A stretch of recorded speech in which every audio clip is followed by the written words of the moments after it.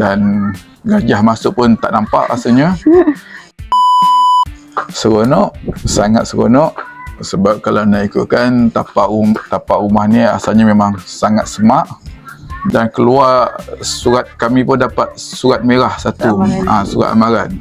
Jadi fikir-fikir balik, daripada tanah semak terbinanya sebuah rumah, sangat-sangat seronok, sangat-sangat bersyukur lah. Dengan rezeki pada saya, maklum balas saya pun sangat positif. Saya pun supervisor pun sangat bekerjasama dengan saya.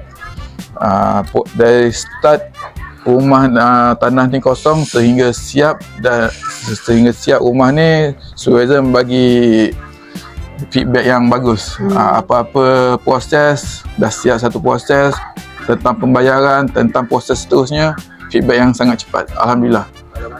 Kami ni tak pandai deko sangat, tapi kerjasama daripada supervisor. Okey, saya nak mula-mula saya nak warna lain. Okey, lepas tu supervisor tolong buatkan 3D apa semua. Tak ngam pula.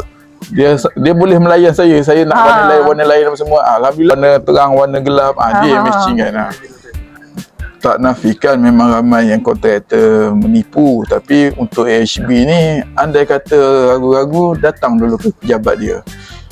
Datang ke pejabat dia dan bincang dengan orang staff ke situ. Layanan mesra apa semua, explanation memang komplit. Kat situ yang datang keyakinan untuk saya terus membina rumah dengan AHB. Terus datang terus ke pejabat. Jadi kat situ kita baru tahu, yang ni kontraktor menipu ke kontraktor yang betul punya kan. Kita nampak pejabat dia, kita boleh pilih apa semua. Dia pun akan bagi tahu proses. Dia bukannya bayar terus siap, tak. Dia ada proses-proses dia.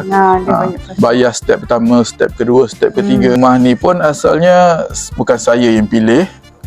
Design syarikat ni pun bukan saya yang pilih, tapi arwah abang yang pilih. Tapi lepas arwah abang tu pun tak bagi feedback apa-apa, tiba-tiba pihak AHB datang update dengan saya. Alhamdulillah, saya pun tercari-cari kat siapa yang arwah berurusan tu. AHB yang kontak saya balik. Alhamdulillah. Lepas tu pula saya pun macam biasa, orang kebanyakan tak yakin. Itu saya datang terus ke AHB tu.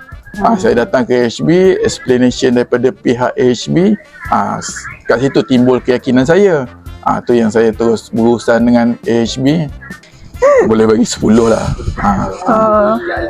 Bonus untuk supervisor lah. Bonus untuk supervisor. Banyaklah membantu. Memang banyak tak membantu.